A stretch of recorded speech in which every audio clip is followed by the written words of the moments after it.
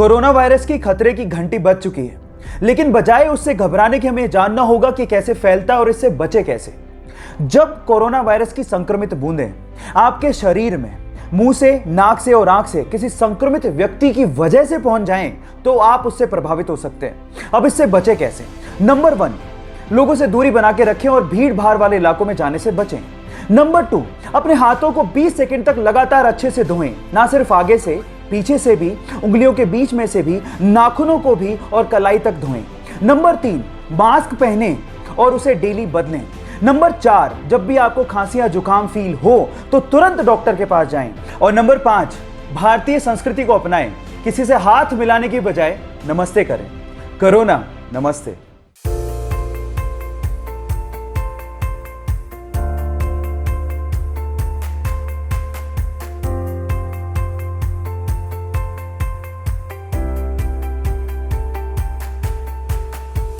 चलो तो states of matter को स्टार्ट करते हैं। बहुत बढ़िया सेशन होने वाला है, बहुत ध्यान से देखना। नीट के क्वेश्चंस हैं। अब मैं आपको बताता हूं कि इस सेशन में हम लोग करने के वाले हैं। सो आई विल टेल यू। सबसे पहले अगर आप नीट 2020 को टारगेट कर रहे हैं और आप उसकी प्रिपरेशन में मतलब 4 चांद लगाना चाहते हैं, तो मैं आपको यहां पर क्वेश्चन करा रहा हूं, है ना, लाइव सेशन में स्टेट्स ऑफ मैटर के। इस सेशन में आपको क्या करवाने वाला हूं, सबसे पहले तो 10 एमसीक्यूज कराऊंगा नीट और एआईपीएमटी के जो पिछले सालों के हैं, पहला। नंबर 2 मैं आपको यहां पर 2 एमसीक्यूज एम्स पेपर के कराऊंगा। एंड नंबर 3 मैं आपको यहां पर एक क्वेश्चन असर्शन और रीजन का कराऊंगा। तो मतलब टोटल 13 क्वेश्चन मैं आप लोगों को यहां पे कराने वाला हूं। तो 10 question plus 2 question plus assertion reason का एक क्वेश्चन, सो टोटल 13 सवाल हो गए जो आपको आपके एग्जाम में मदद करेंगे। इनफैक्ट ये सारे के सारे जो 13 क्वेश्चंस हैं वो आपके प्रीवियस ईयर क्वेश्चंस ही हैं। तो मैं आपको यहां पर क्वेश्चन करा रहा हूं, बहुत ध्यान से समझना। लेट्स डू इट, स्टार्ट करते हैं सेशन को। So are you guys excited and ready? चले तो चलो फटाफट से शुरू करते हैं। लेकिन स्टार्ट करने से पहले हम रिक्वेस्टिंग ऑल ऑफ यू कि अगर आपने वेदांतु नीट मेडीजी चैनल को सब्सक्राइब नहीं किया है तो प्लीज आप सब्सक्राइब कर लो। नंबर 1, सब्सक्राइब जरूर करो। That's really one of the most important thing, you have to subscribe it right now, है ना। तो सब्सक्राइब करना मत भूलिएगा, क्योंकि हमारी फैमिली है और इसको हमें आगे बढ़ाना है, 1 मिलियन तक लेके जाना है। चलिए एमसीक्यू शुरू करते हैं गाइस। कौन कौन एक्साइटेड है, कौन कौन एकदम एक्साइटेड है इनको एमसीक्यूज को देखने के लिए? सो आपको क्या करना है, अगर आप सही होते हो तो अपने आप को +4 मार्क देने हैं, और अगर आप गलत होते हो तो अपने आप को -1 मार्क दोगे। At the end of the session, end of session आपको क्या करना है, at the end of session आपको मार्क, टोटल मार्क जो है, टोटल मार्क आपको बताने हैं कि कितने हैं, ठीक है। वो भी आप चैट सेक्शन में लिख के बताओगे कि आपने कितने मार्क्स गेन किए। चलिए शुरू करते हैं। पहला सवाल मैं आपके सामने रखने जा रहा हूं और आप लोग बस ध्यान रखना स्ट्रेटेजी पर। उससे पहले मैं पूछ लेता हूं, हाउ इज द जोश? हाउ इज द जोश बच्चा लोग? Come on guys, answer me, how is the जोश? हाउ इज द जोश? इसका आंसर दो फटाफट से, फिर चलते हैं आगे। चलो बताओ बताओ, शाबाश। हाउ इज द जोश? How is the जोश? How is the जोश? How is the जोश? How is the जोश? क्या बात है, क्या बात है, क्या बात है। बहुत बढ़िया, बहुत बढ़िया। चलिए स्टार्ट करते हैं सेशन को। एक एक करके मैं क्वेश्चन आपके सामने रखता हूं और आप लोगों को आंसर देने हैं। अगेन इसमें कुछ क्वेश्चन आसान है, कुछ क्वेश्चन हार्ड हैं और आप लोगों को आंसर देने हैं। नंबर 1, क्वेश्चन नंबर 1 देखिए आपके सामने पहला सवाल। Now question number 1, this is your question number 1।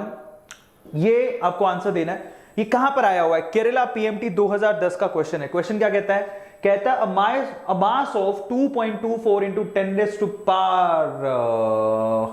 To power, ये I think 10 raise to power कितना है? आई थिंक ये 10 रेज़ टू पावर -3 है। Metre cube of 10 raise to power -3 आप लिख लेना, 2.24 into 10 raise to power -3 metre cube, ठीक है। ऑफ गैस इज, आपको 10 रेज़ टू पावर -3 आप लिख लेना, मैं यहां पर लिख देता हूं। सो ये हो गया 10 रेज़ टू पावर -3, कोई बात नहीं, आप क्वेश्चन पढ़ो। ऑफ गैस इज 4.4 ग्राम, आपको वेट दिया है 4.4 ग्राम एट 273.15 केल्विन। तो आपको टेम्परेचर भी दिया हुआ है एंड प्रेशर उसका दिया हुआ है 101.325 किलो पास्कल, ठीक है। तो आपको बताना है द गैस मे बी, इनमें से वो गैस कौन सी हो सकती है। बढ़िया सवाल है, आप लोगों को एक्चुअली पहले तो कन्वर्जन आना चाहिए। तो यहाँ पर बच्चों की देखो, पहला सवाल ही हार्ड है और आपका पेपर ऐसे ही आता है। पहला सवाल इतना हार्ड होगा कि आप लोग डर लगेगा, पर एक्चुअल में इसके बाद क्वेश्चन आसान आने लगते हैं। तो आप लोग वेट करना, पहले इसका जवाब दो। पर इसमें आपको क्या चाहिए, इसमें एक्चुअली आप लोगों को सबसे पहले तो ये जो वॉल्यूम दिख रहा है आप लोगों को, ये वॉल्यूम की कन्वर्जन आनी चाहिए। आपको क्या निकालना है? गैस पता करनी कि कौन सी है। उसका आपको क्या दे रखा है, वेट दे रखा है, इससे मोल्स निकल जाएंगे। वॉल्यूम आपको पता है, टेम्परेचर आपको पता है, प्रेशर भी आपको पता है, लेकिन ये जो प्रेशर की यूनिट्स है ना वो थोड़ी सी हौच पौच दे रखी है, किलो पास्कल। पास्कल से इसको एटीएम में कन्वर्ट करोगे ना तो ये 1 एटीएम बनता है। 1 ATM is equals to this kilo pascal होता है। बहुत सिंपल है वैसे तो। आपको टेम्परेचर भी दे रखा है, प्रेशर भी दे रखा है, सब कुछ है। आपको निकालना है मोलर मास। कैसे निकालोगे, ऐसे निकालोगे, पीवी इक्वल्स टू एनआरटी, सब जानते हो। प्रेशर आपको दे रखा है, वॉल्यूम आपको दे रखा है, बस इसकी कन्वर्जन करनी है। प्रेशर आपको लेनी है एटीएम में, वो कन्वर्ट कर लेना। वॉल्यूम आपको लेना है किसके अंदर, लीटर में, वो कन्वर्ट करना पड़ेगा। मोल्स आपको निकालने हैं, वेट दिया हुआ है, weight by molar mass. Weight आपको दिया है, मोलर मास आप इससे निकाल लो। आर की वैल्यू सबको पता ही है, टेम्परेचर आपको दिया हुआ है। यहां से आपको मोलर मास कैलकुलेट करना है। जो भी मोलर मास आएगा, है ना, जो भी मोलर मास आएगा आपको यहां से वो कैलकुलेट करना है कि इनका मोलर मास और वो जो मोलर मास आपने कैलकुलेट किया किसका मैच हो रहा है, तो वही आंसर बनेगा। अब यहां पर काफी, जैसे राजेश कुमारी ने आंसर दे भी दिया, that's really good. Nupur Bhattacharya ने आंसर दे दिया। C4 कोका कोला यानी कि गगनदीप कौर ने भी आंसर दे दिया है। कमाल कर दिया आप लोगों ने। So I will tell you what would be the answer. Brilliant. I will tell you क्या आंसर बनेगा इसका। सो आंसर ऑब्वियसली जो आप लोगों ने दिया है बिल्कुल वही आंसर है, और आप लोग कमाल हो यार। आंसर इसका सी ही बनेगा। So I will tell you how you can get the answer. So finally this is the solution जो मैंने आपसे कहा। सबसे पहले देखो आपको वॉल्यूम क्या दे रखा है। सो सबसे पहले आपको वॉल्यूम दे रखा है 2.24 इंटू 10⁻³ मीटर क्यूब। ठीक है, अब आपको बता देता हूं कि 1 लीटर में 10⁻6 मीटर क्यूब्स होते हैं। जब आप इसको कन्वर्ट करोगे तो फाइनली आएगा 2.24 लीटर आएगा। ठीक है, सो ये आपका कन्वर्जन हो गया। ठीक है, 2.24 लीटर आ गया। आपको मास दिया हुआ है, टेम्परेचर आपको 273 दिया हुआ है, प्रेशर पास्कल में दिया है, इसको एटीएम में कन्वर्ट कर लो, किलो पास्कल में दिया है। So actually 1 ATM is equals to this sort of kilo pascal ही होता है। तो एक्चुअली ये 1 एटीएम है। अब आपको क्या करना है, जो मैंने आपको बताया था, मोलर मास कैलकुलेट करो। तो सारा कैलकुलेशन का खेल है। तो जब आप मोलर मास निकालोगे तो वो आएगा 44 ग्राम्स। अब आपको सिर्फ इतना चेक करना है कि 44 ग्राम्स किससे मैच कर रहा है। तो एक्चुअली वो मैच करता है 3 कार्बन, तो 12 कितना होगा, 3 कार्बन का 36। ठीक है, और 8 हाइड्रोजन कितना हो गया, दैट इज 44। और यही आपने निकाला है। तो आंसर इसका क्या बनेगा, that is obviously answer of this particular question is C. इस तरह से आपको निकालना था, PV equals to NRT use करना था, स्ट्रेट फॉरवर्ड आंसर आ जाता। तो आप लोगों ने वो निकाल लिया, दैट्स रियली गुड। अगले सवाल पर चलते हैं, जो कि किसमें आया हुआ है, AIPMT 2011। अब जिसको ये सवाल आता है वो एक बार स्माइली बना दो और इस सवाल को करो और मुझे बताओ आप लोगों का आंसर क्या आता है। 4 ऑप्शन है आपके पास, A B C D। A 0.5, 0.8, 0.9 and 1 ATM। सवाल क्या है जरा उसको पढ़ लेते हैं। कहता है gaseous mixture was prepared by taking equal moles of carbon monoxide and nitrogen. आपके पास आपने एक मिक्सचर लिया जिसमें कार्बन मोनोऑक्साइड और नाइट्रोजन है। ठीक है, so if the total pressure of the mixture was found to be 1 atmospheric 1 atm pressure है, the partial pressure of nitrogen gas of the mixture is। बढ़िया सवाल है और ऐसे सवाल बहुत आते हैं। so इस तरह के क्वेश्चंस आप लोगों को देखने को मिलेंगे। डोल्टन्स लॉ लगाना है, पवन दरिया, बहुत सही। आप लोग बताइए इसमें आंसर क्या बनेगा। आज बच्चे स्टेट्स ऑफ मैटर में बच्चे इंटरेस्टेड नहीं होते क्या, बच्चे से सोचते हैं स्टेट्स ऑफ मैटर में, गलत बात। हर चीज हमारे लिए इंपॉर्टेंट है और जिस जिसको आता है और जो भी ट्राई कर रहा है एक बार इमोजी बना के बता दो कि हाँ मुझे सर आता है, मैं ट्राई कर रहा हूं, ताकि मुझे समझ में आए कि बच्चे जिंदा हैं। क्वेश्चन देखो, एक गैसियस मिक्सचर लिया आपने जिसमें इक्वल मोल डाले, number of moles are equal. Now कहता है if the total pressure of the mixture was found to be 1 atm। अगर टोटल प्रेशर इस मिक्सचर का मोल इक्वल है, प्रेशर 1 atm है, तो आपसे पूछता है पार्शियल प्रेशर ऑफ नाइट्रोजन कितना होगा। अरे मोल्स इक्वल है तो मोल्स को तो आप प्रेशर के बराबर काउंट कर सकते हो, हमेशा करते आए हैं।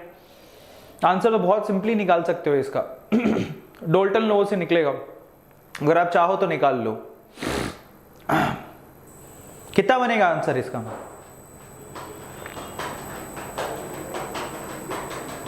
बढ़िया सवाल है, बढ़िया सवाल है, प्रैक्टिस करो जितना कर सकते हो।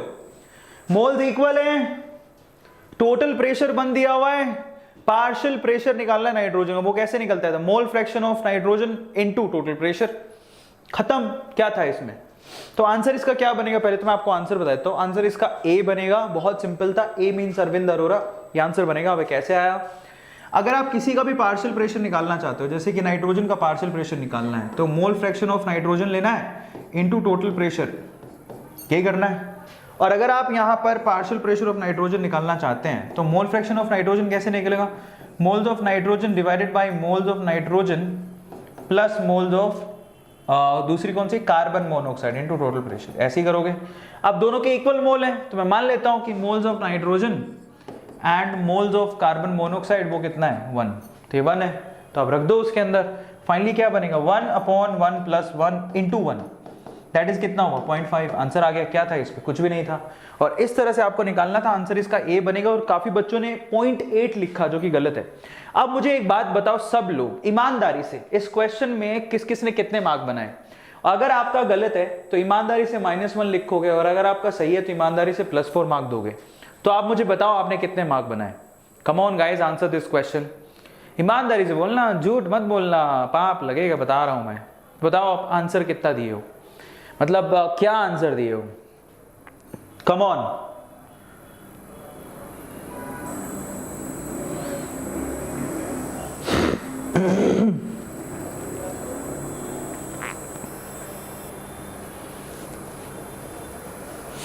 ब्रिलियंट, आ गया कोई कसम से +8 आया। बहुत बढ़िया, बहुत बढ़िया। कोई नहीं, आई टेल यू आंसर। काफी लोगों ने सही दिया है, बहुत अच्छे। दूसरा सवाल हमारा हो गया, इस तरह से सोल्व करना था। अगले क्वेश्चन पे चलते हैं जो कि AIPMT 2011 का सवाल है। क्या कहता है, जरा पढ़ो। कहता है 2 gases A and B having the same volume, उनका वॉल्यूम सेम है, diffuse through a porous partition in 20 and 10 seconds. मतलब वॉल्यूम सेम है और किसी पोरस पार्टीशन से 20 सेकंड लगते हैं ए को जाने में, 10 सेकंड लगते हैं बी को जाने में। टाइम दिया हुआ है 10 सेकंड के लिए, 20 सेकंड के लिए इसको पास कराया, 10 सेकंड के लिए इसको पास कराया। अब आपसे कहता है the molecular mass of A is 49U, है ना। सेम वॉल्यूम डिफ्यूज हुआ है, इसका तो 20 सेकंड में, इसका 10 सेकंड में, और ए का आपको दिया हुआ है 49U मोलर मास। तो आपको बी का मोलर मास बताना है। यहां ग्राहम का डिफ्यूजन लॉ लगेगा, ग्राहम का, Keyur, thank you so much. Graham का डिफ्यूजन लॉ लगेगा। AIPMT 2011 का सवाल है और आपको इसका आंसर देना है। बहुत सिंपल क्वेश्चन है, देखिए कितने लोग आंसर करते हैं। 50U, 12.25, 6.5 and 25। क्या आंसर बनेगा, बताओ क्या आंसर बनेगा? So can you answer this question, can you answer this question?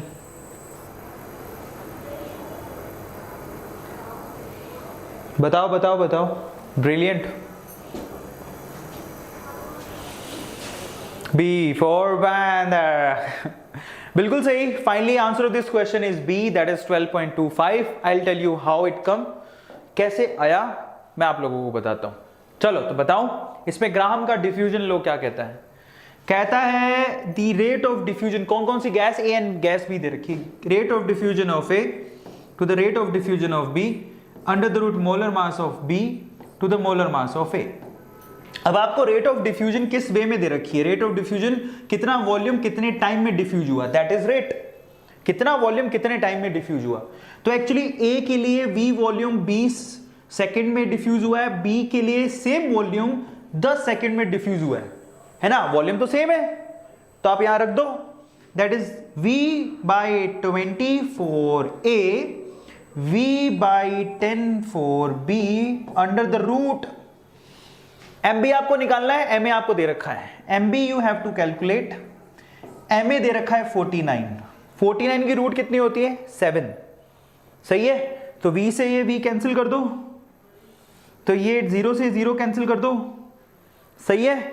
तो अब क्या हो गया, V से V कैंसिल कर दिया, 0 से 0 कैंसिल कर दिया, तो कितना आया, V से V कैंसिल 0 0, तो हाफ रह गया यहाँ पे।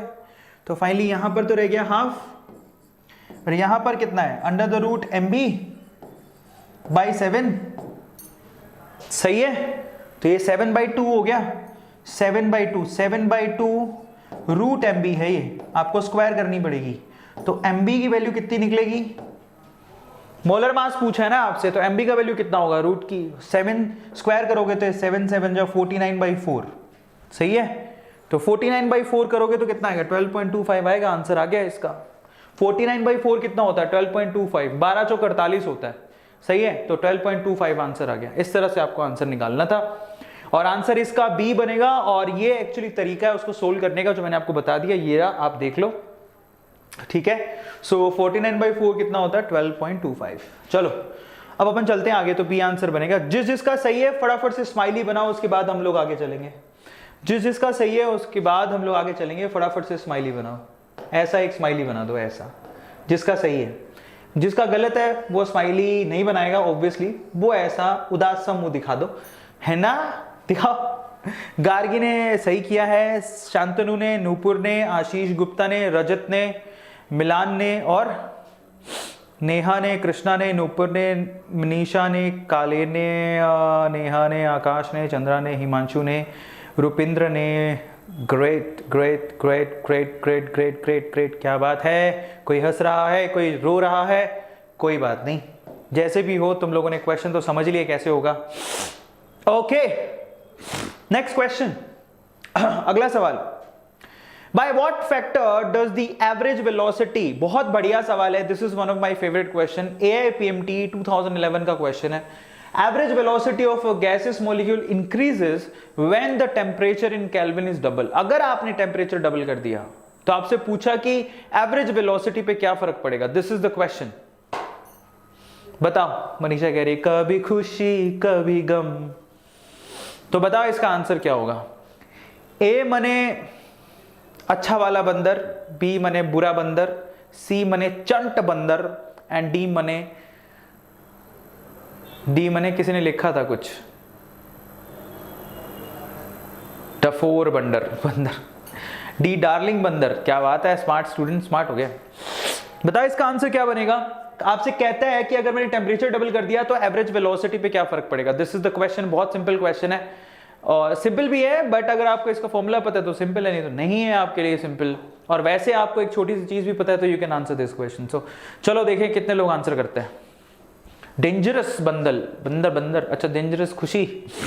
चलो बताओ इसका आंसर क्या बनेगा। सो 1 2 3 4 5, come on give the answer. बहुत सिंपल है यार, इसको आप नॉर्मली भी निकाल सकते हो, इसके लिए कुछ खासी वो उसकी जरूरत नहीं है चंट बनने की। आंसर आप इसका बहुत फ्रीक्वेंटली सिंपली दे सकते हो, डरा हुआ बंदर। ब्रिलियंट। बताओ इसका आंसर क्या बनेगा। क्या बात क्या बात क्या बात, एकदम फोड़ो हो रखे हो आजकल तो बच्चा लोग, कमाल कर दिए हो तुम लोग आज। Finally answer of this particular question, okay that's D. अब कैसे आया, बहुत सिंपल है। अगर आपको इतना भी पता है कि जितनी भी वेलोसिटी होती है, कोई भी ले लो, एवरेज ले लो, आरएमएस ले लो, इंस्टेंटेनियस ले लो, वो टेम्परेचर के रूट के डायरेक्टली प्रोपोर्शनल होती है, क्योंकि एक फैक्टर तो सब में कॉमन है, किसके, अंडर द रूट RT/m, ये कॉमन है। और अगर आप एवरेज की बात करो, एवरेज वेलोसिटी, उसमें 8/π आता है। तो फॉर्मूला क्या होता है एवरेज वेलोसिटी का, that is under the root 8RT/πm, ये फॉर्मूला है, सही, ये फॉर्मूला है। अब यहां पर स्ट्रेट फॉरवर्ड कहानी ये है कि जो वेलोसिटी होती है वो टेम्परेचर के अंडर रूट के डायरेक्टली प्रोपोर्शनल होती है। अगर आपने टेम्परेचर डबल कर दिया तो उसकी √2 के प्रोपोर्शनैलिटी में बढ़ जाएगा। ये √2 कितना होता है, √2 1.414 होता है, ये तो पता है। टेम्परेचर आपका डबल हो गया, सो बेसिकली √2 का वैल्यू कितना होता है, 1.414, तो इस फैक्टर से बढ़ जाएगा और आंसर ये आएगा इसका डी, जो कि बहुत बच्चों ने दिया है और बहुत बधाई के पात्र हैं आप लोग। मजेदार बच्चे हैं आजकल, बहुत पढ़ाई कर रहे हैं। अगला सवाल ये रहा इसका आंसर, अगर आप चेक करना चाहो तो √RT/πm, this is the solution as you can see from here. चलो नेक्स्ट क्वेश्चन, अगला सवाल। तो अगला सवाल ये रहा आपके सामने। तो फाइनली क्वेश्चन देखो, कहता है The volume of neon gas in centimeter cube at STP having the same number of atoms। बहुत बढ़िया सवाल है। अब से कहता है कि नियॉन गैस का the volume of neon gas in centimeter cube at STP having the same number of atoms, ठीक है, as that present in 800 milligrams of calcium। तो आपको बताना है कि 800 मिलीग्राम कैल्शियम में जितने नंबर ऑफ मॉलिक्यूल्स हैं उतने ही मॉलिक्यूल्स कितने वॉल्यूम ऑफ नियॉन गैस में होंगे। बहुत बढ़िया सवाल है। सो ये इंटरकनेक्टेड है बेसिकली। अगर मैं इसको कहूं तो ये मोल का क्वेश्चन भी कहेंगे, ये आप इसको आप वॉल्यूम का क्वेश्चन भी ले लो, कैसे भी ले लो, ठीक है,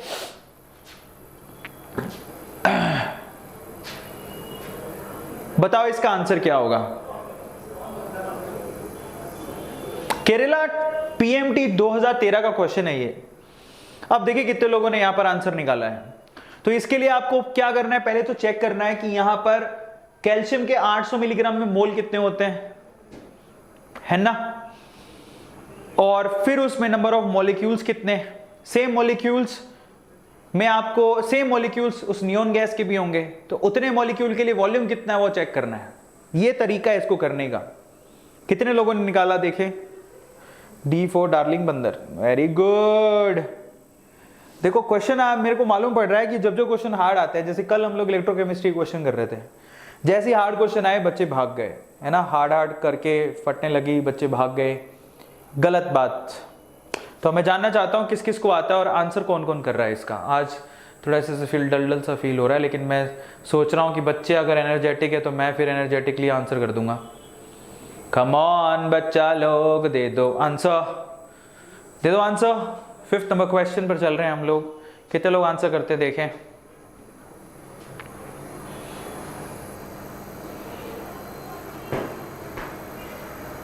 बताओ। 1 2 3 4।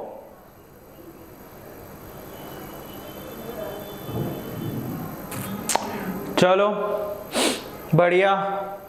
Finally answer of this particular question, I will tell you the answer. आपको मैं आंसर बताता हूं, आपको आंसर बताता हूं। आंसर इसका 448 बनेगा, जो कि काफी बच्चों ने निकाल भी लिया है, बहुत अच्छी बात है। अब आप देखो यहां पर है ना, मोल्स के फॉर्मूले यूज होंगे। मोल्स कैसे निकालते हो, given mass by molar mass. Yes, दूसरा फॉर्मूला क्या होता है, number of particles divided by Avogadro number, ये रिलेशन होता है। तो आपको यहाँ क्या करने हैं, मास गिवन है, मोलर मास पता है, नंबर ऑफ पार्टिकल्स निकालने हैं। वो क्या होगा, गिवन मास बाई मोलर मास, ये नंबर ऑफ पार्टिकल्स है, एनओ भी लिख सकते हो, number of particles divide by Avogadro number into Avogadro's number. तो नंबर ऑफ पार्टिकल्स कितने आ गए, दैट इज मास दिया आपको 800, है ना, मिलीग्राम। मिली मतलब 10⁻⁻³ मोलर मास कितना होता है इसका 40 इनटू एवोगैड्रोज नंबर, ये नंबर ऑफ मॉलिक्यूल्स या पार्टिकल्स होंगे। सेम पार्टिकल किसके होंगे, नियॉन गैस के भी होंगे, है ना। तो यहां पर नियॉन गैस के नंबर ऑफ पार्टिकल्स अपन चेक कर लेते हैं कितने होते हैं। ये 0 से 0 कैंसिल हो गया, 4 2 8 होता है, तो 20 मिली इंटू Na, ये नंबर ऑफ पार्टिकल्स हो गए। 20 मिली कितना होता है 0.2, तो नंबर ऑफ पार्टिकल्स कितने आ गए 0.2 Na। सही।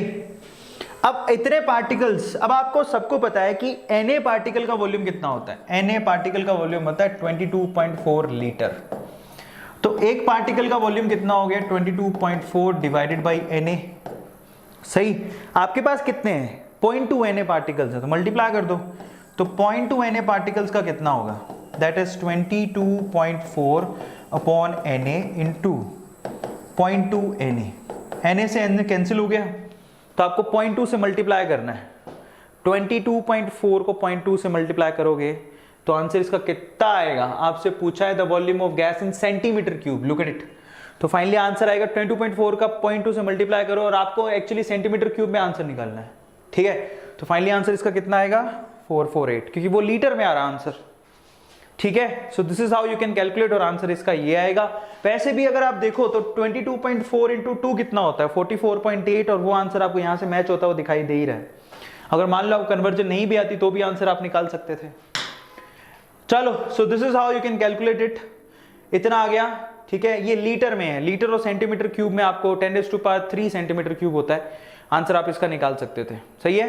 1 लीटर में 10⁻³ सेंटीमीटर क्यूब होता है, तो मल्टीप्लाई करते तो 448 आंसर आया था। अगला सवाल, maximum deviation from the ideal gas is expected from, NEET 2013 का क्वेश्चन है।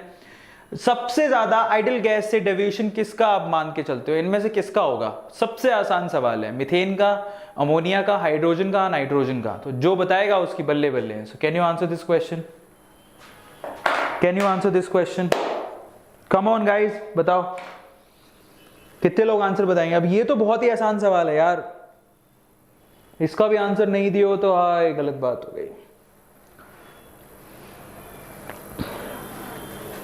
बताओ बताओ बताओ, शाबाश।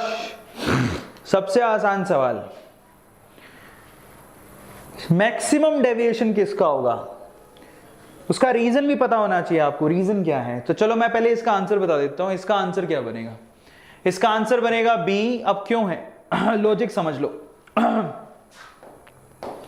लॉजिक क्या है बच्चों? देखो, जो आइडियल गैस होती है ना, आइडियल गैस, उसमें दो मॉलिक्यूल्स के बीच में force of attraction negligible, almost zero माना जाता है।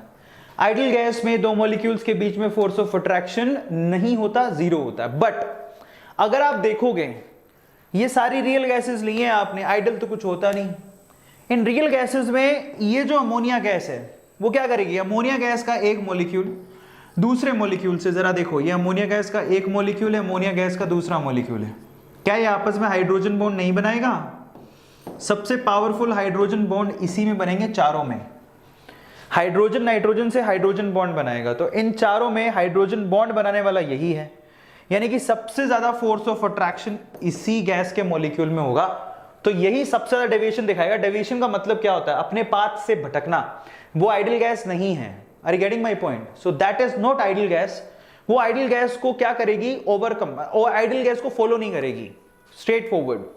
तो सबसे ज्यादा डेविएशन इसी में देखने को मिलेगा, बी के अंदर, जो आप लोगों ने देख ही लिया आंसर, इसका मालूम पता चली गया।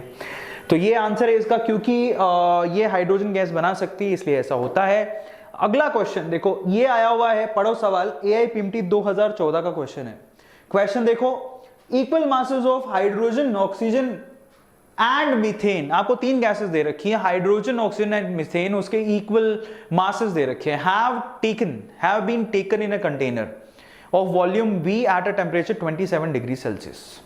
ठीक है, टेम्परेचर आपको दे रखा 27 डिग्री सेल्सियस, उनका कंटेनर का वॉल्यूम V दे रखा। आइडेंटिकल कंडीशन से पूछे the ratio of their volume of the gases of hydrogen, oxygen and methane कितना होगा? आपसे पूछा है वॉल्यूम का रेशियो कितना होगा। चार ऑप्शंस हैं आपके पास, बताओ क्या आंसर बनेगा इसका? ऋतिक, क्या बात है यार, ऋतिक मतलब छाया हुआ है। ऋतिक रोशन, कमाल कर दिया। ये क्वेश्चन पूछा है आपसे, तो आपसे पूछा है वॉल्यूम का रेशियो आपसे पूछा है। Yes, the ratio of volume, और आपको हाइड्रोजन ऑक्सीजन का इक्वल मास आपने लिया है। वॉल्यूम का रेशियो पूछा कितना होगा। काफी लोगों ने सही जवाब दिया है, और I will tell you the exact answer. मैं बताऊं आपको आंसर क्या होगा? 1 2 3। आंसर इसका सी बनेगा। क्यों बनेगा मैं आपको बताता हूं। देखो, अब देखो इसका आंसर सी क्यों है। 16:1:2 क्या है? मासेस तो सबके इक्वल हैं। अब देखो कौन कौन सी गैस है, hydrogen, ratio oxygen, ratio methane, masses सबके इक्वल हैं। तो मैं मान लेता हूं कि भैया इनके सबके मासेस कितने ले लेता हूं मैं, ये 1 1 1 इक्वल लेने, आपकी मर्जी, कुछ भी ले लो। अब देखो वॉल्यूम का रेशो, सारी चीज आइडेंटिकल है, तो वॉल्यूम का जो रेशो है ना वो डायरेक्टली इक्वल होगा मोल्स रेशो के, क्योंकि पता है आपको केमिस्ट्री में जो मोल्स का रेशो आता है वही वॉल्यूम का रेशो भी होता है ना। तो आपको मोल्स रेशो निकालना है, वही वॉल्यूम का रेशो है। तो मोल्स रेशो कैसे निकलेगा? इसका मास 1 है, मोलर मास कितना है 2, इसका मास ऊपर दिया हुआ देखो, मास ऑफ हाइड्रोजन 1, ऑक्सीजन 1, CH4 1, इसका मास 1 है, और ऑक्सीजन का मोलर मास कितना होता है 16 नहीं 32 है ना। 16 एक का होता है, तो 2 का कितना हो गया 32। इसका कितना है मास 1 और मोलर मास 16। अब यहां पर आप ले लो एलसीएम, 32 ले लो, तो सबको 32 से मल्टीप्लाई कर दो तो कितना होगा 16, ये हो गया, ये 1 हो गया और ये 2 हो गया। आंसर इसका आ गया 16:1:2। तो इस सबको आप क्या करो, सिंप्लीफाई करने के लिए 32 से मल्टीप्लाई कर दो तो 16:1:2 आएगा। This is how you can calculate this. Okay, तो अब ध्यान रखने की बात यह है कि जो वॉल्यूम का रेशो आएगा वही मोल्स का रेशो आएगा। ये आप प्रूव भी कर सकते हो, क्योंकि आप खुद से सोचो, आप जब यहाँ मोल्स और वॉल्यूम के फॉर्मूलाज याद किए थे, किस में, मोल कॉन्सेप्ट वाले चैप्टर में, तो वहां से आप सीधे रिलेशन निकाल सकते हो, आपको मालूम पड़ जाएगा। तो this is how you can calculate it, है ना। अब चलते हैं नेक्स्ट क्वेश्चन की तरफ, जो नीट 2016 का सवाल है। आप देखो नीट 2016 का सवाल पढ़ो। Equal moles of hydrogen and oxygen gases are placed in a container. आपने फिर से हाइड्रोजन ऑक्सीजन के इक्वल मोल्स लिए हैं with a pin hole through which both can escape. एक पिन होल से दोनों बाहर निकल सकती हैं। सवाल पूछा है What fraction of oxygen escape in the time required of 1/2 of the hydrogen escape? तो आपने लिए थे मोल इक्वल, हाइड्रोजन अगर आधी बाहर निकलती है तो आपको पूछा है कि ऑक्सीजन कितनी बाहर निकलेगी, ठीक है, मतलब what fraction of oxygen escape in a time require for, मतलब जितने में हाइड्रोजन आधी बाहर निकली है उतने ही समय में ऑक्सीजन कितनी बाहर निकलेगी, ये सवाल है। 4 ऑप्शन है, कई बच्चों ने तो आंसर दे दिए हैं, बहुत सिंपल क्वेश्चन है और आपको पता होने चाहिए। सही बात, सही बात, सही बात, मतलब हाइड्रोजन की रेट दे रखी है, ऑक्सीजन की रेट पूछी है, टाइम सेम है, सिंपल क्वेश्चन है, ग्राहम का डिफ्यूजन लो लगाओ, आंसर आ गया। कुछ भी नहीं है, पर बच्चे कई तो ट्राई नहीं करते, कई बच्चों को तो स्टेट्स ऑफ मैटर पसंद ही नहीं है, उन्होंने पढ़ा ही नहीं, तो चैप्टर देख के भाग जाते हैं, छोड़ो क्या करना है, जाने दो, जाने भी दो यारो, ऐसा ऐसा बोल के निकल जाते हैं। बट क्वेश्चन बहुत सिंपल है। चलो पहले मैं इसका आंसर बता देता हूं, इसका आंसर बनेगा सी, जो सब लोगों ने दे ही दिया है। Now I tell you the answer. ये है नाइट्रोजन, हाइड्रोजन और ऑक्सीजन, तो rate of hydrogen to the rate of oxygen, basically ये इनके ग्राहम का डिफ्यूजन लो इस पे लगेगा, ये molar mass of oxygen to the molar mass of hydrogen. Yes, hydrogen नीचे आएगा, ऑक्सीजन ऊपर आएगा मोलर मास में, अगर ये उनकी रेट है तो। अब कहता है रेट इसकी हाफ है तो इसकी पूछिए, मतलब टाइम तो सेम ही है, तो जो हाफ डिफ्यूज हुआ है तो वो उसको रेट मान सकते हो सीधे सीधे। तो अगर ये हाफ डिफ्यूज होता है तो रेट ऑफ ऑक्सीजन पूछिए कितनी होगी, तो ये तो स्ट्रेट फॉरवर्ड ऑक्सीजन का कितना होता है 32, इसका कितना होता है 2, 32/2 कितना होता है, 16 का रूट कितना होता है 4, खत्म हो गया। सो रेट ऑफ ऑक्सीजन कितना आएगा 1/2 और नीचे जाएगा 4, तो रेट ऑफ ऑक्सीजन निकल के आया 1/8। This is how you can calculate, आपको रेट ऑफ ऑक्सीजन ही निकालना था, सोल्व कर लो, आंसर इसका कितना आएगा C. This is how you can calculate this, बहुत सिंपल क्वेश्चन था और काफी बच्चों ने सोल्व कर भी लिया है, आप इस तरह से इसको सोल्व कर सकते थे, ठीक है। अब चलते हैं आगे, नेक्स्ट क्वेश्चन, नीट 2018 का सवाल है। सवाल देखो क्या है, given van der Waals constant for ammonia, आपको अमोनिया के लिए वेंडरवॉल्स कांस्टेंट दिया है, हाइड्रोजन के लिए दिया है, ऑक्सीजन के लिए दिया है और आपको CO2 के लिए दिया हुआ है। अब वो कितना है 4.17, 0.244, 1.36 and 3.69। Which one of the following gases is most easily liquefied, आपको बताना है कि इनमें से कौन सी गैस सबसे आसानी से लिक्विफाइड हो सकती है। सबसे सिंपल क्वेश्चन है और मैं चाहता हूं आप इसका आंसर फटाफट से दे डालो। बताओ इसका आंसर, बताओ क्या बनेगा, सिंपल क्वेश्चन है, इसका आंसर बताओ क्या बनेगा, बहुत सिंपल क्वेश्चन है, ब्रिलियंट।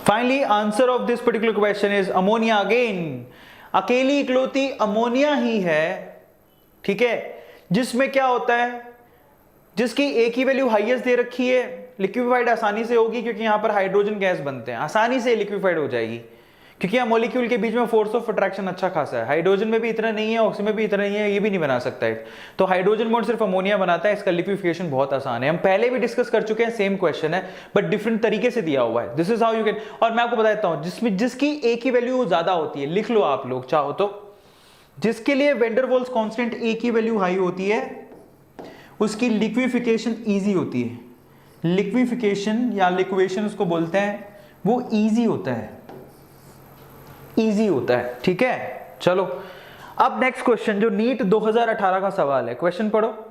दी करेक्शन फैक्टर ए, अब देखो ए के बारे में हम थोड़ी देर पहले बात कर रहे थे, अब उसी के बारे में पूछ लिया, to the ideal equation corresponds to, तो नीट 2018 का सवाल है, 4 ऑप्शंस आपके सामने है, so now you have to answer. A किससे बिलोंग करता है, पहला density of a gases molecule, volume of a gases molecule, electrical field present between the gases molecule, force of attraction between the molecules. बहुत आसान सवाल है, कितने, अब तो दे दो यार आंसर, कई बच्चे तो घर पे बैठ के बस देख रहे हैं, मैं आपसे कहता हूं कि आप लोगों को आंसर देना बनता है, बच्चों दे दो, अब तो कितनी बार करा दिया, तीसरी बार सवाल आ गया ये ऐसा ही सेम, अब तो मुझे भी शर्म आने लग जाएगी, ऐसे मुझे देखना पड़ेगा कि यार क्या बच्चे हैं। आंसर दे दिया, डी फॉर डार्लिंग बंदर, बिल्कुल सही बात है, finally force of attraction between the gases molecules answer बनेगा, अभी तो किया हो। अब अपन चलते हैं, this is the solution as you can see. अब अपन चलते हैं एम्स के प्रीवियस ईयर के क्वेश्चंस पर। पहला सवाल, अच्छा सवाल, ये मेरा फेवरेट क्वेश्चन है। कहता है if z is the compressibility factor Vanderwaals equation at low pressure can be written as. आपको बताना है कि कंप्रेसिबिलिटी फैक्टर अगर z है तो Vanderwaals इक्वेशन को लो प्रेशर पर आप कैसे लिख सकते हो। 4 ऑप्शंस है आपके सामने, बढ़िया सवाल है। कितना जवाब देके देखिए कौन, देखिए कितने लोग जवाब देते हैं। Come on guys, answer this question.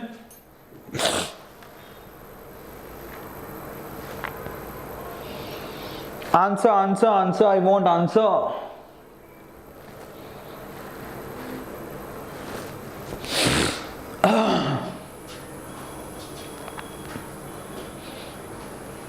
मेरा भी नाम ले लो, अरुण बथम सी मने कोका कोला। देखो नीचे विराट लिखा हुआ है, विराट कोहली है ना। एक्चुअल में लो प्रेशर पर ये आंसर बनता है। कैसे आया मैं आपको बताऊंगा। Answer of this question is C. Now I will tell you how. मैं बताता हूं कैसे आया। तो आ जाओ मैं आपको बताता हूं। देखो सबसे पहले तो आपको क्या कंडीशन दे रखी है, लो प्रेशर। अगर किसी का प्रेशर बहुत ही लो होता है इसका मतलब वॉल्यूम क्या होगा, हाई। क्यों? क्योंकि PV is equals to nRT। अगर मैं कहूं टेम्परेचर कांस्टेंट है, मोल्स कांस्टेंट, तो P और V एक दूसरे के एंटी प्रोपोर्शनल होंगे। प्रेशर लो है तो इसका मतलब वॉल्यूम क्या होगा, हाई। और अगर वॉल्यूम बहुत हाई है तो अब आप आ जाओ, मैं यहां पर थोड़ा कलर चेंज कर देता हूं। अगर वॉल्यूम हाई है तो आपकी इक्वेशन क्या होती है, वेंडरवॉल्स इक्वेशन होती है P plus A by V square, V minus B is equals to RT। This is the equation. अब आप ध्यान से देखना, अगर ये इक्वेशन है तो अगर मैं कहूं आपसे कि वॉल्यूम बहुत हाई है तो V में से B घटा भी दोगे तो बहुत हाई मतलब मान लो कि वॉल्यूम ये है, बहुत हाई मतलब ये, उसमें से अगर B की वैल्यू आपने घटा भी दी तो V पे कोई फर्क पड़ रहा है, नहीं। तो तब आप V माइनस B को अप्रोक्सीमेटली किसके बराबर लिख सकते हो, V के। क्यों? क्योंकि वॉल्यूम तो बहुत हाई है। उसमें से आप एक समंदर में से पानी का लोटा बाहर निकालोगे तो क्या समंदर का पानी कम हो जाएगा क्या? निकाल के देखो एक बार। समंदर में से कल बाल्टी भर के लाना, जो समंदर किनारे रहते हैं, पता लगा भाई साहब समंदर का आधा लेवल खत्म हो गया, ऐसा तो नहीं होगा। सो आप V माइनस बी, क्योंकि V बहुत बड़ा है तो V माइनस बी को V लिख सकते हो, लिखो। सो क्या बनेगा, P A by V square V RT। आप कंप्रेसिबिलिटी फैक्टर कैसे लिखते हैं, कंप्रेसिबिलिटी फैक्टर Z का फॉर्मूला होता है PV बाई RT। अब आपको ये बनाना है उसमें से, तो पहले तो आप मल्टीप्लाई करो, V को अंदर ले गया तो ये बना PV और ये बना A by V is equals to RT। अब यहां से PV कॉमन निकालो। अगर मैंने PV कॉमन निकाल लिया तो अंदर क्या बना, 1 प्लस A बाई वी। ठीक है, अगर मैंने PV कॉमन निकाला तो PV तो 1, तो ये A बाई वी यहां से हो गया V स्क्वायर इंटू P, है ना, और यहां हो गया RT। कुछ गड़बड़ कर दी क्या मैंने? फॉर्मूला तो सही है, A by V square N square by V square सही है। ठीक है, ये होगा। अगर मैंने PV कॉमन निकाल लिया तो अच्छा PV बाई RT आएगा ना। सो फाइनली अगर मैं यहां पर लिख दूं PV बाई RT, ठीक है, वो नीचे ले आया तो ये वहां चला जाएगा। सो फाइनली किसके बराबर हुआ ये, 1/1 plus A by V square P। ऐसा ही तो कुछ हुआ है ना। मैंने कहीं कुछ गड़बड़ कर दी, मुझे ध्यान नहीं आ रहा, बट कुछ तो हुआ है, कहीं तो गड़बड़ की है मैंने। कहाँ गड़बड़ की है, चेक करते हैं कहाँ गड़बड़ की, कौन बताएगा? पहली बात देखो ऑनलाइन गड़बड़ हो गई मेरे से। सो इक्वेशन सही लिखी है, P plus A by V square. ये इक्वेशन सही है क्या? हाँ आई थिंक सही है, A N square by V square सही है। So V minus B square to RT यही होती है। अब यहां से उसको V लिख दिया क्योंकि वॉल्यूम बहुत बड़ा है। अब मैंने अंदर मल्टीप्लाई किया तो PV, V अंदर ले A by V is equal to RT सही है। अच्छा, हाँ, एक मिनट रुको। सो अब एक काम करते हैं, सिंप्लीफाइड अपने को क्या बनाना है, समझ गया मैं कहाँ गलती हुई है। अब आप क्या करो, सारी इक्वेशन को RT से डिवाइड कर दो। अगर मैं इसको RT से डिवाइड कर दूं, इसको भी RT से डिवाइड कर दूं, इसको भी RT से डिवाइड कर दूं, अब हो गया, सही है। तो ये PV बाई RT किसके बराबर होगा, Z, प्लस ये क्या है, A बाई VRT, और ये किसके बराबर है 1, तो Z की वैल्यू किसके बराबर आ गई, आ गया ना यार, A by VRT, 1 minus A by VRT। I am so sorry बच्चा लोग, मैंने आज कल रात को ढंग से सोया नहीं हूं, आंसर आ गया पर, ठीक है। This is how you can calculate and finally answer इसका सी बनेगा। जिसको समझ में आ गया वो एक बार ऐसा स्माइली बना दो, फिर उसके बाद अपन आगे चलते हैं, ऐसा ऐसा ऐसा करके स्माइली बना दो। तो लोचा क्या आ गया आंसर, फटाफट से बताओ। अब तो ठीक है, अगर मैंने RT से डिवाइड कर दिया आ गया आंसर। सो जिसको आ गया समझ में कि कैसे आया आंसर, वो एक बार ये दिस इज द आंसर जो मैंने वहां निकाल भी दिया है। सो बहुत बहुत बधाई हो, आप लोगों ने ये सवाल कर लिया, इस तरह से इसको सोल्व करना था, आ गया आपका आंसर। चलो अगला सवाल, नेक्स्ट क्वेश्चन। अगला सवाल ये कहता है when the volume of gas A is twice than that of B। एक गैस है A, उसका वॉल्यूम B से डबल है। The compressibility factor of gas A is thrice than of B at same temperature. Volume double है, Z की value triple है। The pressure of the gases for equal number of moles, moles equal है, pressure बताना है आपको, simple question है, बताओ बताओ। The pressure of the gases for equal number of moles are, उनका रिलेशन बताना है कि ए का प्रेशर बी के प्रेशर से किस तरह से रिलेट करता है। अगर वॉल्यूम डबल है, जेड का वैल्यू ट्रिपल है, अब बताओ। तो वैसे आप सेम टेम्परेचर है ना, और मोल्स भी सेम है, तो डायरेक्टली आप यूज करो, कुछ भी नहीं है इस सवाल में। क्या करोगे, कंप्रेसिबिलिटी फैक्टर Z पर जाओ, वो क्या होता है, that is PV by NRT। अब यहां से तुम उठाओ तुमने क्या क्या चेंज किया, आप जो नहीं चेंज किया वो हटा दो। कहता है देखो सेम टेम्परेचर, इसका मतलब टेम्परेचर पे तो फर्क नहीं है, उसको हटा दो। R की वैल्यू भी कांस्टेंट है, उसको हटा दो। और वो कहता है इक्वल नंबर ऑफ मोल्स, तो मोल्स भी इक्वल है, तो Z is directly proportional to, ये नहीं तो हटा दो, PV, खत्म। Z proportional to PV, A और B दे रखा है, यानी कि ZA अपॉन ZB। मैं कैसे लिख सकता हूं, PAVA अपॉन PBVB, है ना। अब कहता है कि volume of gas A is twice of gas B। A का वॉल्यूम डबल है B से, तो ऊपर लिखेंगे ट्वाइस, टू टाइम्स V से भी कैंसिल हो जाएगा। और क्या दे रखा है, इसकी वैल्यू दे रखी है, ठीक है। And the compressibility factor of gas is thrice, तो ये तो 3 टाइम दे रखा है, 3:1 ले लो। P अपॉन PB की वैल्यू निकालनी है, और ये ट्वाइस दे रखा है 2:1, खत्म हो गया। तो P अपॉन PB क्या हो गया, खत्म हो गया। So twice of PA thrice of PB के बराबर हो गया, ट्वाइस ऑफ PA ये थ्राइस ऑफ PB है, डी आंसर आएगा इसका, सही है। किस किस ने डी निकाला, डी आएगा आंसर इसका। So finally answer of this question is D. कैसे आया मैं निकाल चुका हूं, आप लोगों को बता ही दिया है कि Z is directly proportional to PV, खत्म। आंसर इसका डी आएगा जो अपने निकाल लिया, ठीक है, बहुत बढ़िया। This is how you can calculate it. अब चलते हैं अपन असर्शन और रीजन के आखिरी सवाल पर। चलो ये क्वेश्चन है, बताओ इसका आंसर क्या होगा। अब देखो यहां पर असर्शन रीजन में क्या करते हैं, जो बच्चे नहीं है उनको बता रहा हूं क्या करना पड़ता है, पहले पढ़ लो।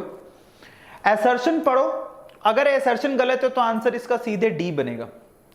अगर मान लो असर्शन सही है तो फिर रीजन पढ़ो, रीजन गलत है तो आंसर सी बनेगा।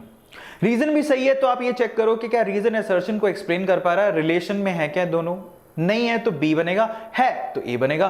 तो इस तरीका होता है। तो सबसे पहले पढ़ो, the rate of effusion of oxygen less than nitrogen, क्या ये सच है? क्या रेट ऑफ इफ्यूजन ऑक्सीजन की नाइट्रोजन से कम होती है? बिल्कुल सही बात है। क्यों? क्योंकि rate of effusion is anti proportional to molar mass. Molar mass ज्यादा होगा, इफ्यूजन कम होगा। इसका मोलर मास 32 होता है, इसका 28 होता है, तो इसका कम होगा, इसका ज्यादा होगा। असर्शन सही है। ये तो लॉजिकली आप सिंपली फाइंड आउट कर सकते हो कि असर्शन इज करेक्ट। अगर असर्शन सही है तो डी आंसर तो नहीं हो सकता। सही है। रीजन पढ़ो। Molecular size of nitrogen is smaller than oxygen. क्या साइज की बात कर रहा है वो? क्या मॉलिक्यूलर साइज ऑफ नाइट्रोजन कम होती है ऑक्सीजन से? साइज की बात कर रहा है। तो आप देखो, आप जब लेफ्ट टू राइट जाते हो तो साइज घटता है, साइज की बात हो रही है, साइज घटता है। अब आपको पता होना चाहिए कि 15 नंबर ग्रुप और 16 नंबर ग्रुप, नाइट्रोजन पहले आता है, ऑक्सीजन बाद में आता है। अब वो कह रहा है कि molecular size of nitrogen is smaller than oxygen. नहीं, नाइट्रोजन की साइज बड़ी होती है, ऑक्सीजन से छोटी नहीं होती है, ऑक्सीजन की छोटी होती है। इसका मतलब रीजन इनकरेक्ट है। अगर रीजन इनकरेक्ट है तो डायरेक्टली आंसर क्या बन गया इसका? सी। खत्म हो गया। तो फाइनली आंसर इसका सी बनेगा, क्योंकि असर्शन सही है और रीजन गलत है। ठीक है, so this is how you have to answer. Answer is assertion is correct but the reason is incorrect, and this is how you can calculate it, you can answer this question. Finally बच्चा लोग, यहाँ पर states of matter भी हमारा बढ़िया बढ़िया सवाल हमने किए, खत्म हो गया। तो बहुत बहुत बधाई के पात्र हो। हमारी बढ़िया सी ऐप है जिसको अगर आप डाउनलोड करते हो तो आपको मजा आ जाएगा। इसको यूजर्स चॉइस अवार्ड मिला हुआ है, और इंस्टाग्राम पे अरविंद.अरोराज फॉलो कर लो, मजा आ जाएगा। 26,000 से ज्यादा बच्चे ज्वाइन कर चुके हैं, मुझे फॉलो कर रहे हैं। बेनिफिट ये है कि वहाँ पर छोटे छोटे से मैं मोटिवेशनल वीडियोस डालता हूँ जो बहुत ज़्यादा मोटिवेट करते हैं आपको। एंड साथ ही साथ हम रिक्वेस्टिंग कि अगर आपने वेदांतु नीट चैनल के लिए जो आपको इतना कुछ सिखाता है, आपने 3 काम नहीं किए हैं तो आप दिल तोड़ दियो यार। तो अब क्या करो, वीडियोस को लाइक करो, शेयर करो इन वीडियोस को, चैनल को सब्सक्राइब करना मत भूलना, बिकॉज ये सबसे इंपॉर्टेंट चीज़ है। इस फैमिली का हिस्सा बन जाओ। 1 मिलियन तक जब ये फैमिली पहुंचेगी तो हम सब मिलके सेलिब्रेशन करेंगे। तो सब्सक्राइब नहीं किए हो तो बेटा सब्सक्राइब कर लो, ये फ्री का काम है। लेकिन ये फ्री का काम जब आप करते हो, यानी कि सब्सक्राइब के बटन को क्लिक करते हो, तो सीधे हमारे दिल को छू जाते हो। सो गाइस सब्सक्राइब करो, that's really one of the most important work you have to do. Okay, so चलो guys, thank you so much, love you all, शुभ रात्रि, सो जाओ आराम से। मिलते हैं कल अगले सेशंस में। Thank you.